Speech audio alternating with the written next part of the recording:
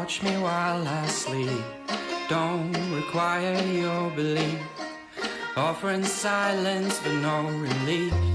Can you scream without a sound?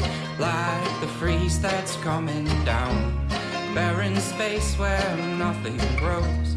A secret place where no one goes. Chaos Springs Eternal is a Delta Green actual play. Delta Green by its nature deals with violent themes, disturbing imagery, and horrors beyond our comprehension. Now, if you wouldn't mind comprehending some horrors with us, I think you'll have a good time. Can you feel me in the fall? Hold me from this epilogue. My hands are frozen in the snow. The eyes of corpses have no glow. Made these chains just for myself. Rambling about my mental health. Demons on this hazy hill. Only my soul is left. And welcome back to Chaos Springs Eternal. This is Season 1, City of Woe. Whoa, that's getting cut. Yes, we got some of our pre-show banter in this, and unfortunately, that's not going to get shared with the world. Or fortunately, we won't tell you who said the thing that we can't share, but it will be the least surprising one of us. I'm mad that you're right. And see if I'm mad you're right. Write in and say what you think was said, and we'll give you we'll verify. response. We'll let you know verify. who got closest. We'll send closest. $1 to the person who got it right. Both of you have to guess what was the offensive thing and then who said it. Yes. Yeah. And what were they saying it about or against? This is too easy. This is too easy. Oh man. Well, you guys are in the Dreamlands, and I had the opportunity. I really think it was really fun for me to invent the how do people sleep in the Dreamlands mechanic / dreaming in the Dreamlands type of thing, which is obviously just like a little narrative flair, but it's something that I really thought was cool and interesting. And I was like, oh, this would be, to me, like when I'm trying to do something fun for y'all, I was like, would I like to see this in a TV show or like a movie, right? Where like, I just see it like you're in this cavern, you look up, you see a bubble, and it's like a dream that you remember. And then as you are going through this sort of dream and memory, you realize that, and then you wake up, right? And it was like, oh, that was me sleeping. And so there's a dissolving between sort of the observation and experience of dreaming while you were in the Dreamlands that I thought, oh, this is going to, hopefully, I think it was cool. I don't know. Y'all might not have liked it. Our listeners might not have liked it, but I liked it. I liked it.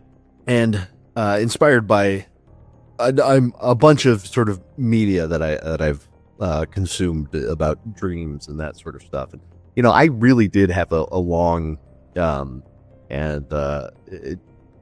phase of trying to lucid dream. And I succeeded a handful of times. It's very boring. Like it's the most boring thing now to look back and be like, oh, lucid dreaming, it's amazing. You can like fly in your dreams. It's like you can exercise control over your dreams. And it's like, I realize now, like, I just enjoy observing my dreams, right? Like I enjoy like waking up and thinking back about them. I actually don't enjoy like trying to control my dreams. But have y'all ever lucid dreamed or like tried to lucid dream? I definitely tried a lot. Same. And I think I did it a couple times.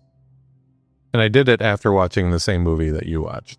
Yes, Waking Life, right? The Waking Life, yeah. The Waking and Life, I would lay yeah. in bed and be like, I'm going to lucid dream now. And then I would say that I was going to sleep. And it only worked maybe once or twice. And I did not have the same motives that you had. Mark, what motives did you have? Your motives were very altruistic. And that's because you're an adult. And I had these same dreams when I watched it back in 2004 when I was a 23-year-old man. And I was thinking about many different things about lucid dreaming than you. But now imagine this, but you're 16. Yeah, exactly. Yeah. So, yeah. No, I got real into it like late teens, and I like did it. It happened a lot. Sorry, I don't know why I cracked that. You heard me. No, I lucid dream like quite frequently, like probably every maybe 3 or 4 days. I'd have a lucid dream that I could remember. I would be the guy that like every hour on the hour I would count my fingers like as like the tick to try and get you into the dream, because if you do it more in real life, like in your dream, with it being a habit, you'll do it more. And if you count and like it's not, you don't have 5 fingers anymore, you're probably in a dream or you've had a very nasty accident.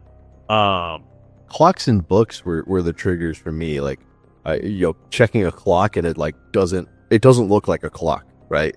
I didn't have that. I know there was a lot of people talking about like you can't read in a dream or like anything like that. I remember like reading books and stuff like that in dreams. I never had a problem reading, but whenever I would like open a book, it would just like it wouldn't function like a book would. I don't know. The text on the page was not like I was reading it, but the words were not matching up to what I comprehended from it was the reading. lorem ipsum. Yeah. When you lucid dreamed, did it like get tunnel vision-y for you? Yes. Yeah. No, I know exactly what you mean. Yeah, like for me, it felt like I was starting to pass out. Like, you get like that kind of like the gray out where you lose like a good third of your vision and everything looks staticky. The last lucid dream I remember having was there's a bridge really close to where I live that goes over a highway.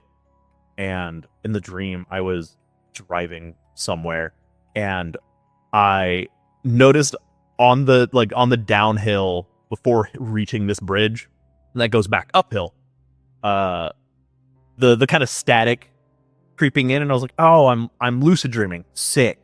And I hit that bridge, like that hill, and I just went straight through the bridge, like I no-clipped through the bridge, and it was like Gmod, like looking up over like under the map and all that kind of stuff, and I went, I should probably stop doing this.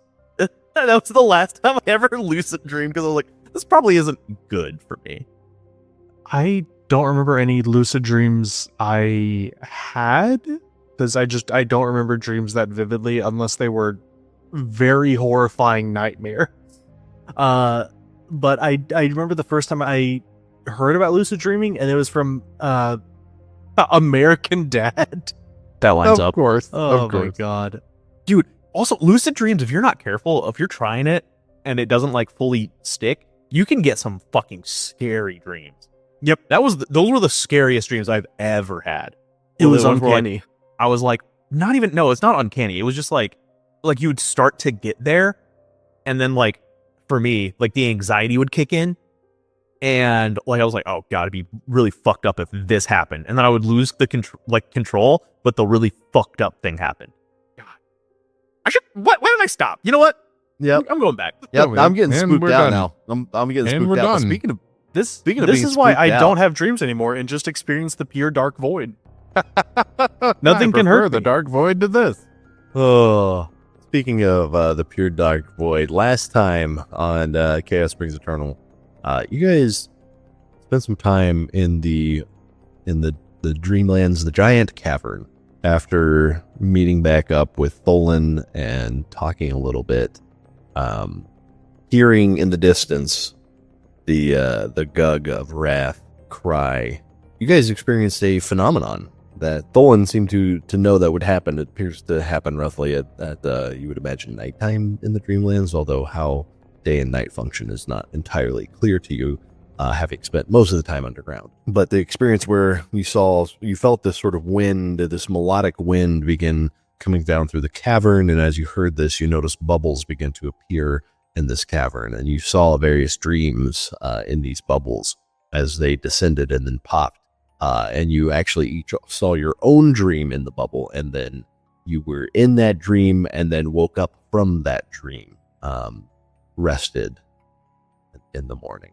After you had rested, you begin consulting with Tholen a little bit more to sort of plan what it was you needed to do. And having settled on going to Inquanok and bringing Tholen with you, you all begin to pack up. And as you had begun to pack up, you heard again that screech, only much closer and louder, because the Gug had found this cavern and had begun tearing its way through the various camps. And as you begin escaping it, Marcy fell a couple times, but Tholen was able to lead you up sort of a side passage, not without you noticing the damage that the Gug had done to various peoples, including, sadly, Maribel.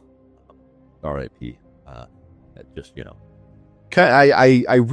was just going to have her be like tossed to the side and have her fate kind of be uncertain with just like a luck fail roll, but with the crit fail, I was like, well, that's got to be what we do. So R.I.P. Maribel. You'll never know her full story, but it'd be really funny if that was our first viewer NPC. By the way, that would have been really funny. That would have been our first viewer NPC is in the queue for when you get back to Carrefour.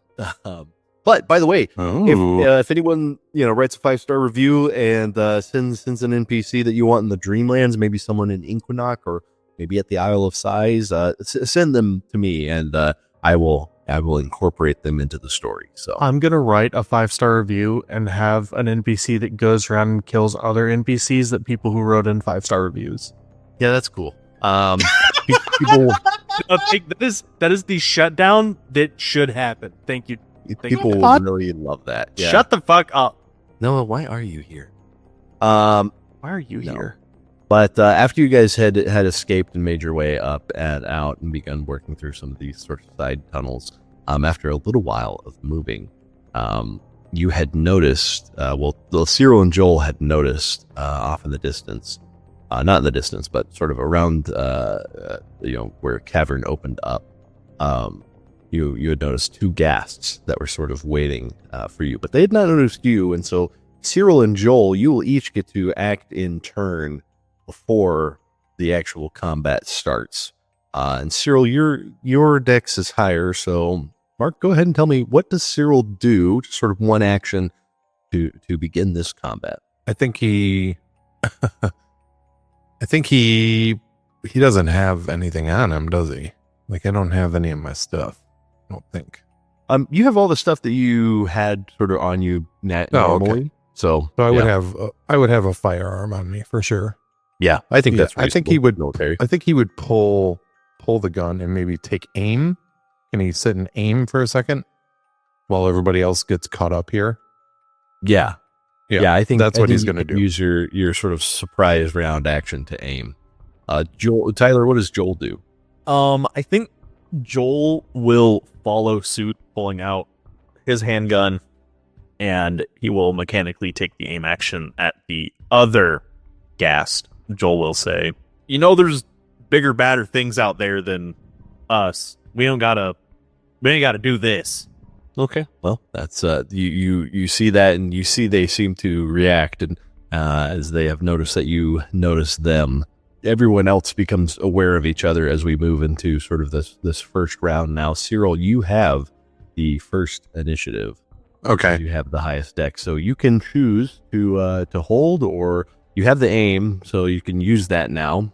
Do they look like they're going to ambush us? Correctly? Oh yeah, they've. I failed to mention that they have like spears in hand. Oh, okay. Yeah, then I will take aim and I will shoot. Yep. So what do I get to that? A plus 20? And are you shooting at the one on the left or the right? I'm shooting the one on the right. Okay. With a plus 20, that is a success. All right, go ahead and roll damage. Oh my gosh. 10 damage. Okay. You fire at this ghast, blasting through its head, straight out of an eye, taking a chunk out of its head, as brains and viscera splatter the cave sort of behind it in a long, gory trail. The other ghast, actually, Marcy, you are next. What do you choose to do? You have just become aware of this and hearing gunshots and seeing one of these ghasts appear to get pretty roughed up. Marcy just freaks the fuck out at, like, what are we yelling at? What the fuck? Why are you ambushing us? Why? What are you doing? Is just yelling that out at them, but she's going to frantically fumble and try to pull out her own Kimber pistol that she has on her as well, and just try to aim with it. Okay, you do so. But it's more like just trying to get them to fuck off. Her intention is just, we are a threat, run, flee, don't fight us, let us fucking move along. Ghast on the left looks on in horror as you have blown his companion's head. You did quite a bit of damage to that guy, but then sort of gaining composure, he grabs his spear and he runs at the one who fired and stabs out with his spear. And he'll do so with a 17 under a number that I won't tell you, he does manage to strike Cyril with the spear. However, he rolls 1 point of damage, so it's a very glancing blow to Cyril, and who is now basically in base-to-base contact with this ghoul, or this ghast, rather. Sorry. The second ghast, with part of his head blown off, he turns his head, looking confused and upset, sort of breathes heavily, and then falls over and dies. Because you did push him to 0. I'm upset by this. God damn. Yeah, I'm sorry. It is Joel's turn. Tyler, what does Joel do? Joel, having taken his aim action at the one that is now in Cyril's grill, he'll take his shot. All right. It is with a +20 because I did aim, so I passed. All 34 right. under 51 with the modifier. Go ahead and roll your damage. If I get a 10, this would be fucking crazy. That would be so funny. 9. Oh. You blast. What the He fuck? blasts him. And it catches him in the throat, and a spurt of grayish green blood trails through the bullet hole. It appears to still be up.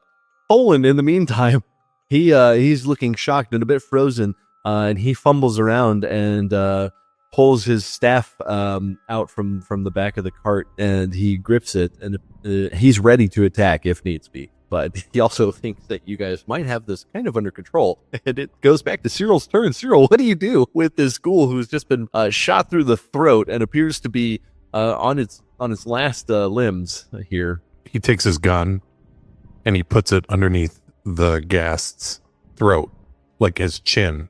And he says, I usually don't like doing my killing this close. And then he pulls the trigger. Yeah, you can just do that. I like that so much. That was awesome. That was really funny. Jesus. I like the idea that these guys are like the Hicks. They're like, "Oh, Cletus, we got a big one up here." Just dead immediately. Look at this cart. So we get shot through the throat. Oh shit. Oh, God. Oh man, This is a nightmare. What the fuck? We just killed the Beverly Hillbillies. Okay, let's go over what just happened. Cyril and Joel noticed these two things, got ready and prepped, and then within a matter of seconds, took them both down. You're all dead. With like amazing hits, and Tholen is just standing there with his with his staff, and he looks and he's like, "Well, I guess I don't need some strong bodyguard to be with me as long as I'm with you, huh?" These were probably going to think. These probably thought we were easy targets. Sometimes this happens when the Gugs drive people out.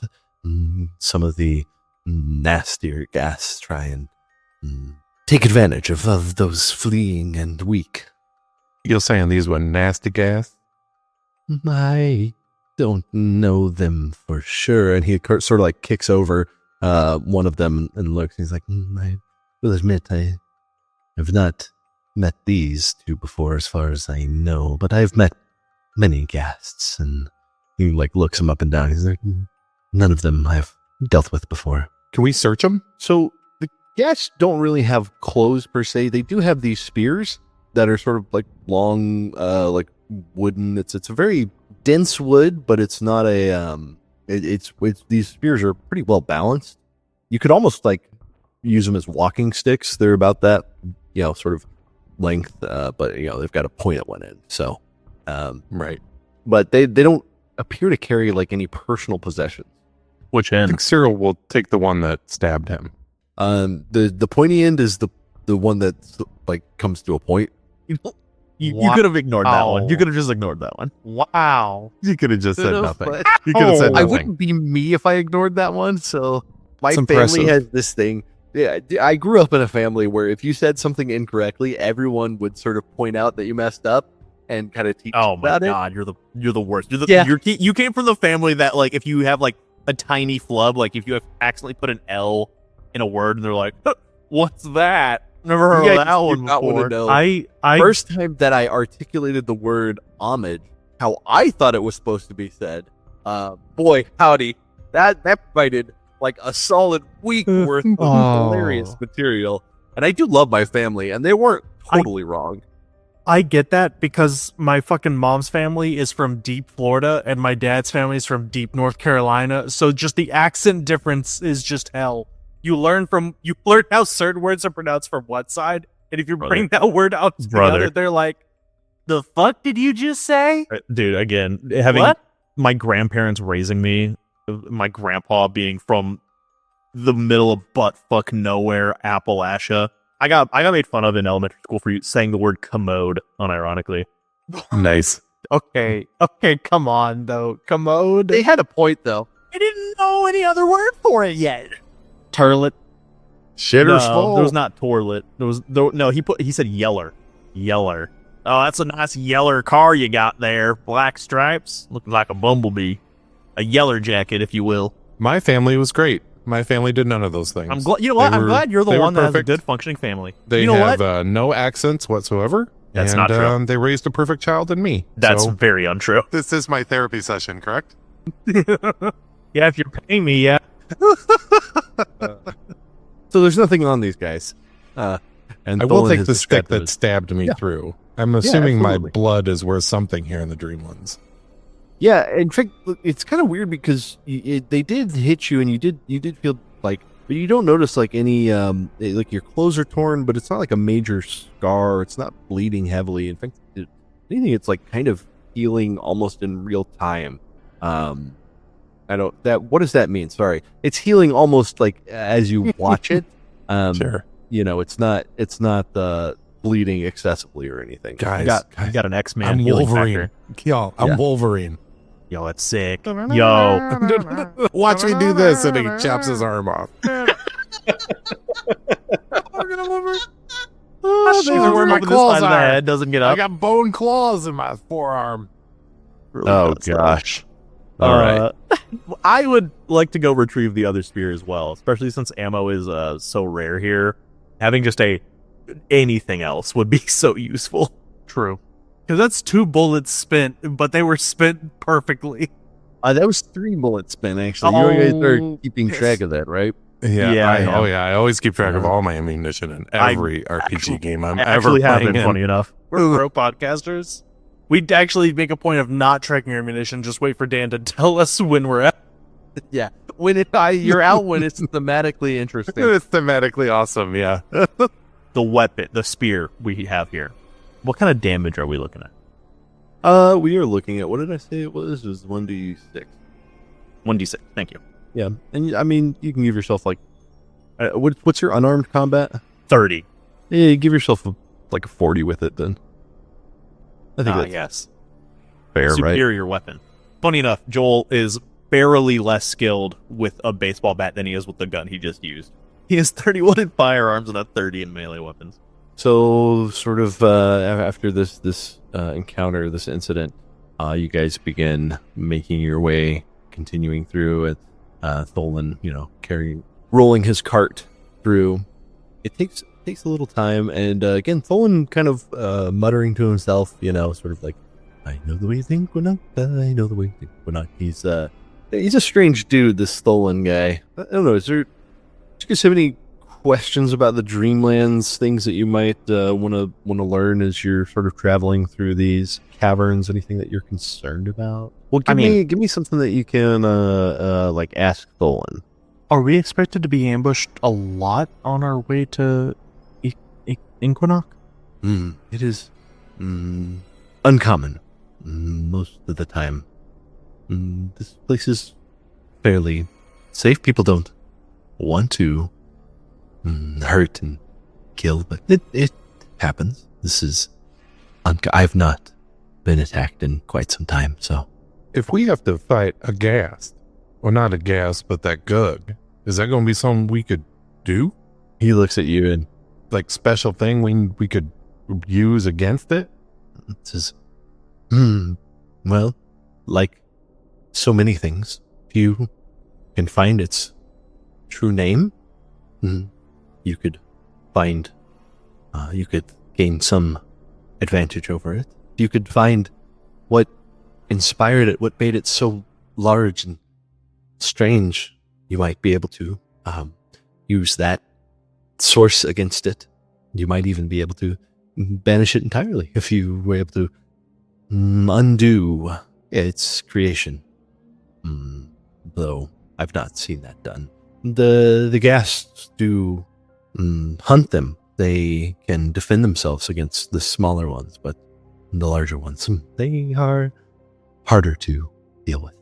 Should we be worried about anything other than gas and the odd gug? There are... Anything to keep our eye out on? Worms tunneling through the ground, pterodactyls in the sky. There are other creatures. The gugs and ghasts are the primary concerns around here, but Inquanok, you will have to watch out for fire vampires. Excuse me? The what? You're fucking with us. No. The fire vampires, they are strange extensions of Pathagua. They are like little blue balls of lightning that they are uncommon, but they occasionally haunt Inquanok. They come in swarms, and they can hurt or occasionally kill unwary travelers. But we can get amulets. We can get icons that will protect us if we are concerned about that. I know someone who might be able to provide that. In fact, someone who might be able to provide you a map to the Nile of Sighs. Okay. So, like, wooden stake through the heart kills them like normal vampires? No. Sorry, these are not normal vampires. They are... They don't sound like physical Right. beings. They have a body of sort of an electrical plasma. I don't know much. If we see them, just run. Understood. Yes, get inside. They don't tend to go through doors. Like vamp. I get the name now. I get it now. Okay. Run away. Don't invite him in. Marcy just shakes her head at Joel. Well, okay, I have to ask. Running water? No, I'm actually not sure how they got the name Fire Vampire. Okay. I was gonna cede the joke to Joel if running water was also a way to get away from them. Do know they strikes can burn you, but it's actually more of an electrical burn than a fire burn. But This thing's like 6 layers of misnomer then. it's just a nickname. Yeah. Do the gugs, do they rest? I don't know. They might. They are not. They don't attack often, but they can attack at any time. They've attacked while sleeping. They've attacked in the middle of the day. They've attacked any time in between. And this gug that is kind of following us around, like that's what it feels like, right? Has this gug been here before? Is it just hanging out, or do we somehow manifest this into being? He gets a concerned look on his face, and he says, "Well, it did arrive before you did, but it is relatively new. I would hesitate to chalk anything up to coincidence, but I'll be honest, I've not. Well, you haven't told me exactly how you ended up here. You've told me why you've ended up here, but I don't know much about your history. I do not mean to pry. I don't want to exceed any personal familiarity, but is there anything that happened to you or anything that you know of that might have recently inspired a intrusion of sorts? We've done a lot. We've dealt with a portal to the abyss. We sealed it by setting it aflame and crashing a building around it. We found a a sort of like locus of energy that swelled within our town. We ran away from a tornado ghost thing. The name escapes me, but it made Joel here breakdance on the floor. I mean, we have been dealing with things back where we're from that's, bordering on demonic, and, we've been dealing with things such as Abaddon and Extraplanar kind of deities. planet deities, and Maybe there's been one of these things, or perhaps a collection of all of these things that's resulted in this intrusion. We were sent here as I believe punishment was the intention, because we've been thrust into a world that we did not want to deal with. But now we are here and dealing with it, and when we tried to reach out for help from someone, he decided the best course of action was to send us to here, instead of actually offering any help whatsoever. And if this was some misguided attempt at actually, I'm trying to Mr. Miyagi you by getting you to do work that you didn't know you needed, then he can fuck right off. That was horrific what we just went through. Yes. Does not sound like they were trying to help you in that truth. the reason I bring that up is because I'm just trying to figure out if there's a way we can discern what this Gug is after, if it's us or if it's not us, or how we can, you know, get the true name, or like, I'm just curious if there's ways, like, we were to sneak up on it while it was slumbering or something, and maybe, you know, try to, I don't know, read it or get a sense off of it. You could try and hunt it down. If you found its nest, you might be able to find it if it slept. I assume it does. But finding its nest would be difficult. Not impossible. There are those who can tease out these sorts of things. Again, Inquanok might be the place to go. So out of character, we're in agreement. This was sent to try and probably kill us, right? Like, In some way, shape, or form, I wouldn't doubt it. all right. I'm glad I'm not the only one thinking that.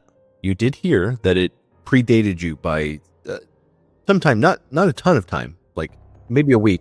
Not But- that it was that it like heard that we were here, and so fucking Nyarlathotep sent it here.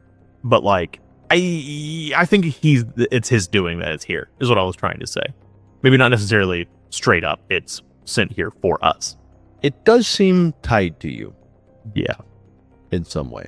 Almost like you guys are like, I don't know, like the main characters of a story or something. Yeah.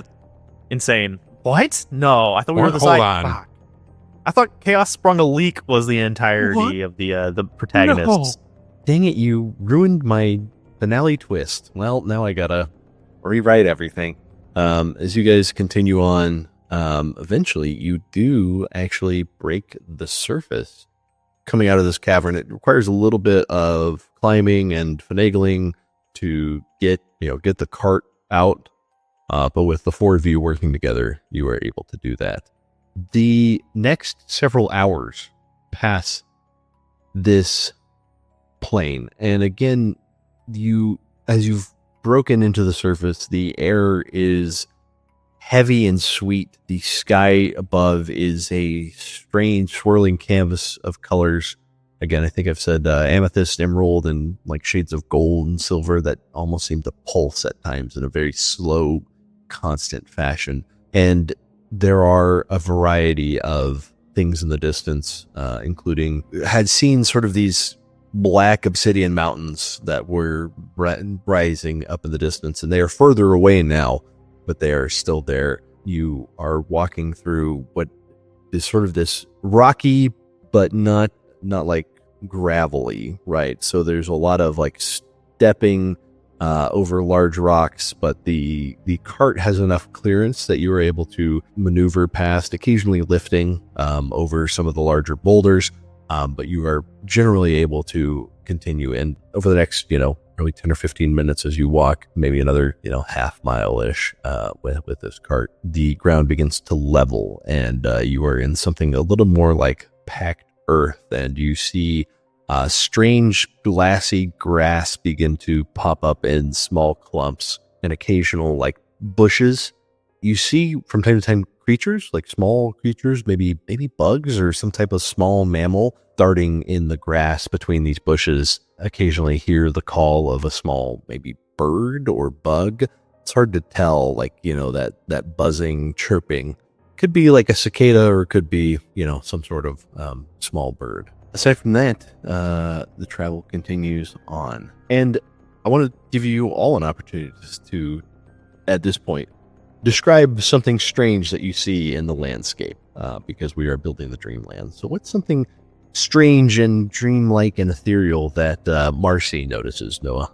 Marcy will glance out at the horizon and see not like a dog as we know it, but like a massive quadrupedal thing that seems to just stretch on, where it has 4 legs and then 4 more legs and then 4 more legs and then 4 more legs and then 4 more legs, as it just trundles onward, chasing something into the horizon. And at first we couldn't tell that it had that many legs until like it got out of the dust that it was kicking up with its centipede-like legs, before this hairy, massive thing just got and turned away from us before we saw that the dust cloud kept going beyond it and the trail it left behind. Tyler, what does Joel see as he's walking through? I think that, especially since now we're on kind of that kind of packed earth, we're starting to see a little vegetation. I like to think that there's a small alcove of trees, like maybe, a half dozen or so, that seem very normal at a distance. And it isn't until we got closer that we could tell that they're actually growing upside down. The roots are just like kind of floating maybe 10 feet in the air, and they're growing down from there, like towards the dirt, and like the leaves are starting to poke up and out of the dirt, like, the odd root would in a real world tree. Mark, what does Cyril see as you are traveling through this Dreamland's landscape? Cyril sees, like, around kind of a rocky corner, he sees a pool of iridescent light that kind of ripples and forms and kind of is moving a little bit. And it's like steadily dripping upwards. And with each drop, you can hear the faint hum of voice in the distance. I like it all. Just to really, I really wanted to emphasize sort of the strange, almost alien quality. And yet, as you are walking through all of this, none of this prompts like a sanity roll, because much like when you are in a dream, sometimes you are seeing things that you know are wrong, and yet they make perfect dream sense. Dolan shuffling along, as the cart has become somewhat easier to carry. He's sort of, again, singing a little ditty from time to time, under his breath, and he singing, "That length I went to mining, put in my biggest licks, come down on the boulders just like 1,000 bricks.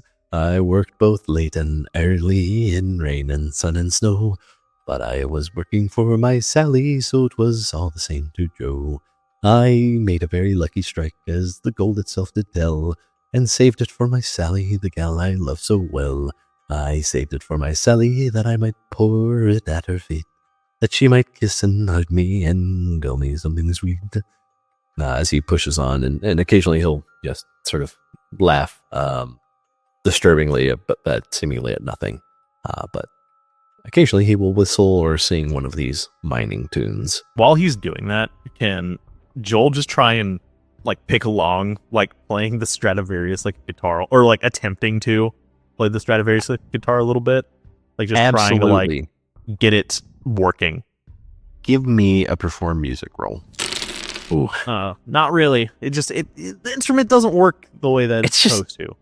It's just not tuned quite right. You think as you try and tune it, like you think you get it pretty well, and then you begin sort of fiddling, picking at it, and it just sort of, it almost seems to lose that tune real quick. Almost like maybe you're like, it need new strings. That's all it needs.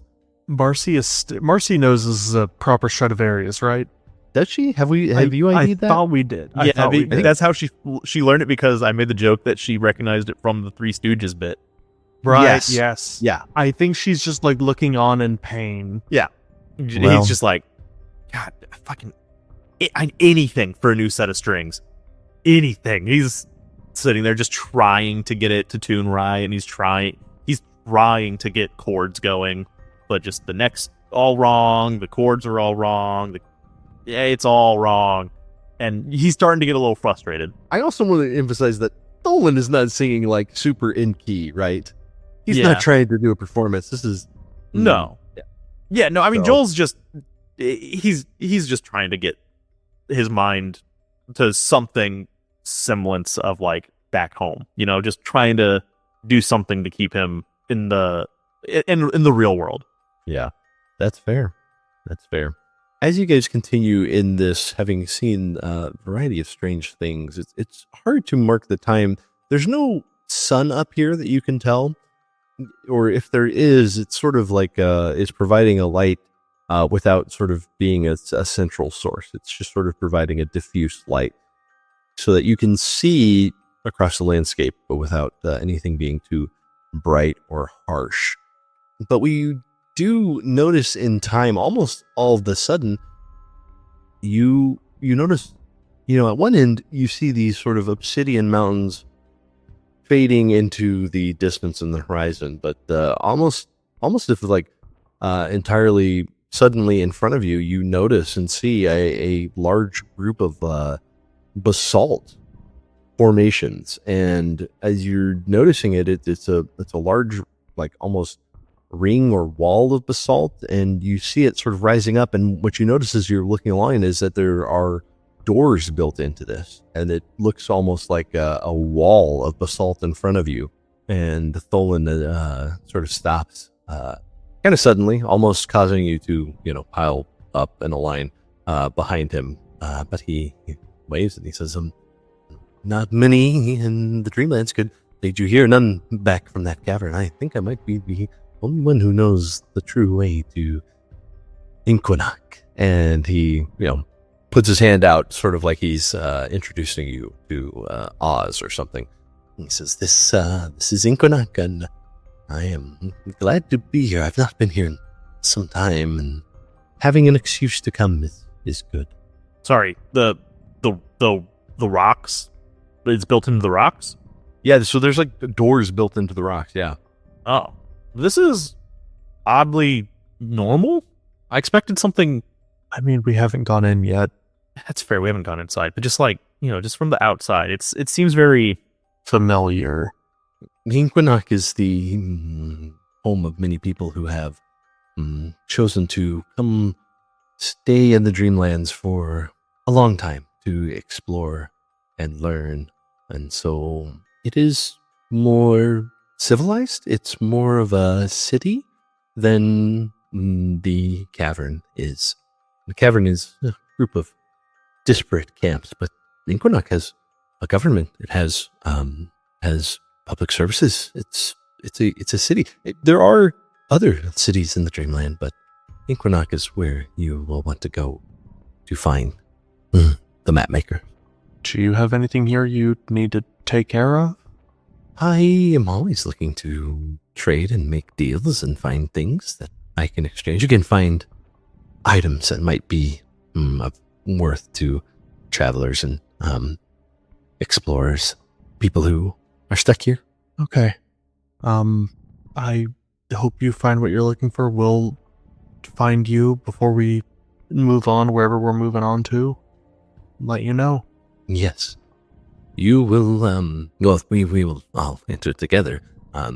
We will have to talk to, and he points at the doors, and the doors are kind of big. And standing in front of the doors, you do notice two people in sort of these long robes with, they almost look like knights, but it's not like armor, right? But they carry themselves very knightly. They appear to be sort of like town guards. Points to them. He says, we will introduce ourselves to the Stone King Sentinels, and they will allow us passage in. They will take your names. They don't require much. They do enforce the law, so please don't go breaking any rules. And the rules are not strange. They are, don't steal, don't murder, those sorts of things. Normal. Normal rules. And y'all make your way towards it. And the guards, hold out their hand as you're sort of 5 or 10 yards away. And they say, halt there.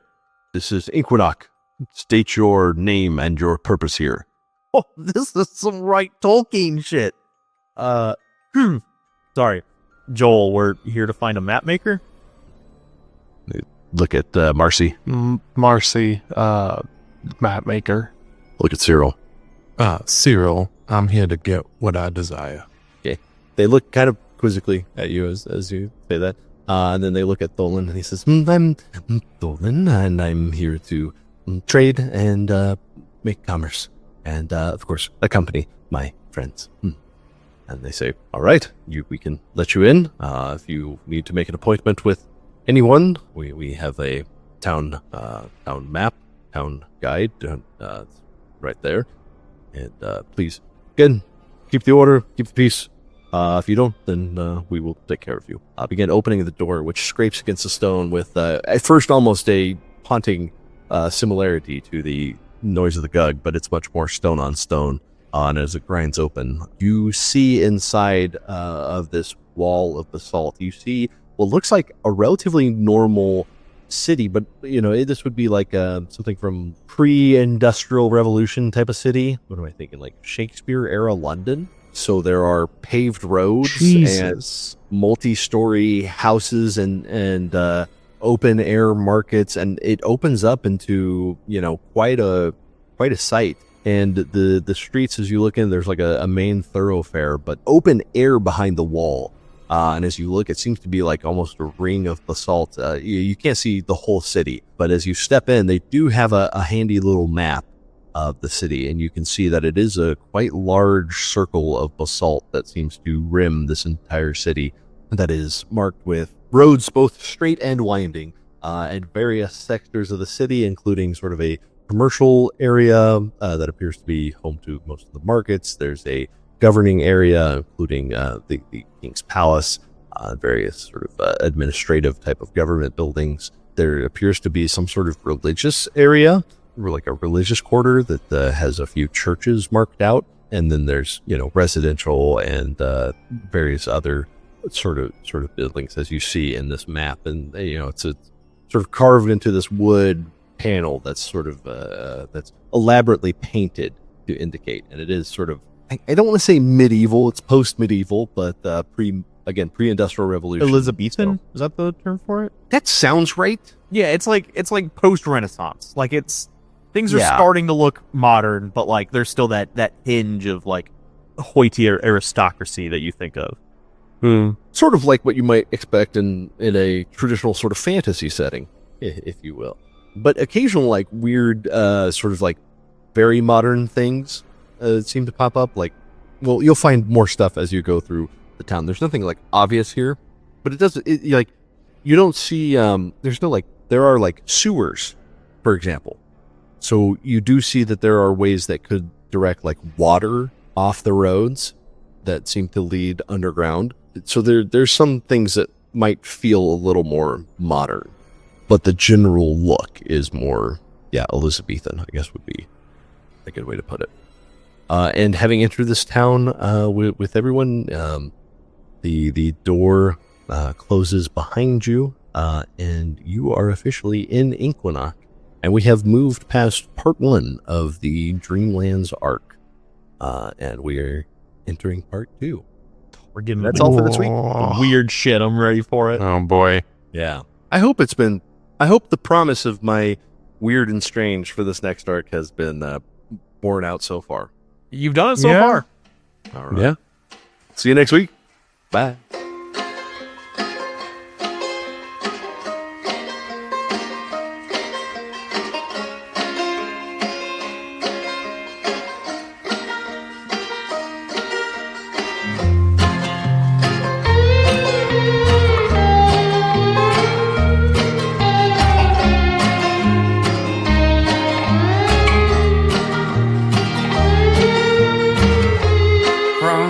Shadows in the deep, where they watch me while I sleep, don't require your belief, offering silence but no relief.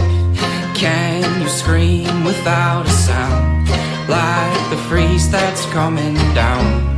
Barren space where nothing grows, a secret place where no one goes.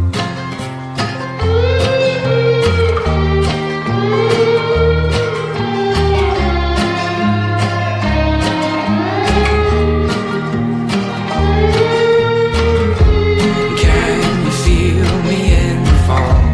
Hold me from this epilogue. My hands are frozen in the snow. The eyes of corpses have no glow. Made these chains just for myself, rambling about my mental health. Demons on this hazy